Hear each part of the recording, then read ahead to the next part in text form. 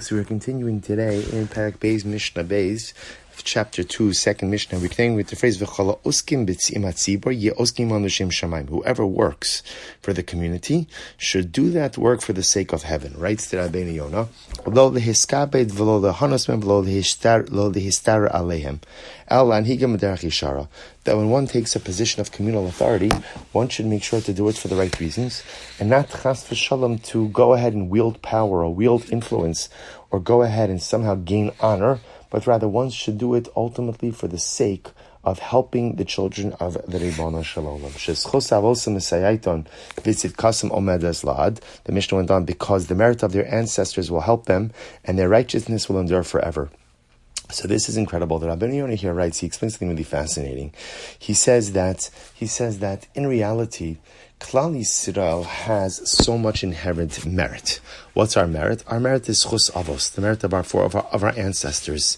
That ultimately, again, the avos and imos, the patriarchs and matriarchs, and not just them, but just so many incredible ancestors, so many generations who came before us, who were committed to HaKadosh Baruch Hu, who ultimately were most nefesh for HaKadosh Baruch Hu. So very often in life, even if we don't possess the requisite merits in order to be able to get something from HaKadosh Baruch Hu, at the end of the day, we have schus avos. We have the merits of our ancestors.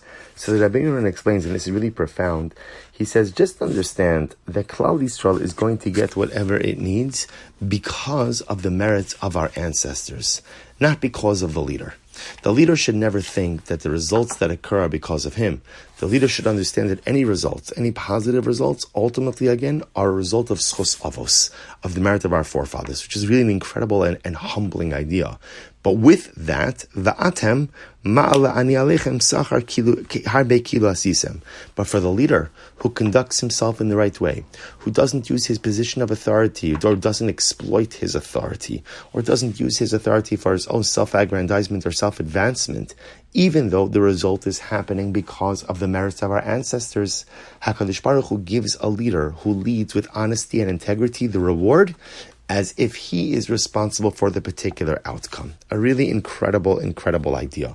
The Rabbeinu Yonah then gives another interpretation when he says, "V'chala oskim hatzibur oskim l'shem shamayim," that whoever goes ahead and literally conducts himself or works on behalf of the community should do so for the sake of heaven. The Rabbeinu Yonah says, a person might sometimes say, "Va'al tomar lama li hatzara hazos l'trach b'tzarchei tzibur." Right? At the end of the day, the Rabbeinu Yonah says, sometimes a person can say, you know what? I'm not getting involved in work for the community. Too many headaches, too many difficulties, too many strong personalities. What good is it? What good does it do? What good does it do? To which the Rabbeinu Yonah says, HaKadosh Baruch Hu says, that a person who rolls up his sleeves and helps with matters of the community, are there headaches? Sure, plenty of them. Are there difficulties? No shortage. But ultimately, again, ma'ala ani alechem sachar harbe kilo asisem. But at the end of the day, HaKadosh Baruch Hu says, just know the reward. The reward for those who are osek b'tzarchei tzibur be'amuna. The reward for those who go ahead and literally help and conduct and put in the effort to advance the national agenda of Klal Yisrael. For that, there is an immeasurable amount of reward. So incredible lessons. So if you're going to get involved in helping the Klal, helping the community, helping your people, do it for the right reasons and don't do it for one's own selfish motivations. Understand that even if you're able to affect incredible things, it's not you, it's not the leader. Ultimately, it's chus avos, it's the merit of our forefathers.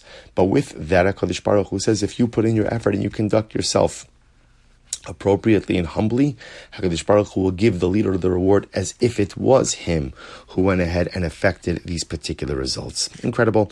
Person should never say, I'm so much happier just minding my own business, living my own life, not getting so involved in the needs of the community. To that, the Mishna says, don't lose out on the opportunity to serve your people. For those who do, HaKadosh Baruch Hu has great reward in store for them. Let's go weiter a little bit. The next Mishnah says, have a zehirin birashos. Be very careful with the government. Shein mekarvin lo adam elo tzorech atzman. The government only brings people close for their own motivations. In other words, the government uses people and doesn't bring them close for any reason other than to serve their own motivations. He says, Nirin ka'avim b'shas hanasan.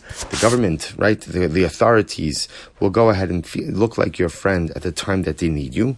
Ve'ein omdilo ala adam b'shas dachako. But they don't stand by a person in his time of trouble. So a very sobering Mishnah.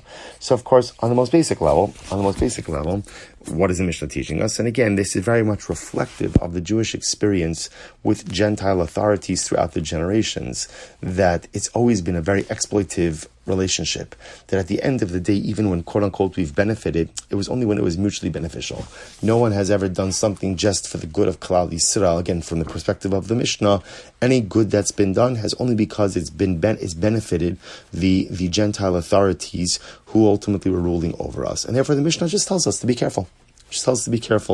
Everyone likes to feel loved and everyone likes to feel appreciated. Everyone likes to feel close to those in power. But just be careful who you ultimately align yourself with. The Rabbeinu Yonah then goes on and he explains very beautifully. He says the truth is just on a more global level. What the Mishnah is teaching us is governments don't control things. HaKadosh Baruch Hu controls things. Sometimes we spend so much time and effort trying to create inroads in human relationships, right, with people who we feel have all the power. And the truth is, to take even a step further, sometimes we even compromise on things because we feel that that's what's necessary in order to create the relationships with the people who have the power, because we assume that those people have all the control and we need them. The Mishnah is telling us there's only one entity in this universe that controls everything, and that's the Ribono Shel Olam. Outside of HaKadosh Baruch Hu, no human ruler controls everything. Outside of HaKadosh Baruch Hu, there is no authority that controls everything. It's only Hashem. And therefore, again, says the Rabbeinu Yonah, don't spend your life trying to ingratiate or make inroads to those who you perceive have all of the power. Instead, utilize your time and your kohos ultimately to create relationship with HaKadosh Baruch Hu. All right, so we'll stop over here for today. Shkoyach, everyone.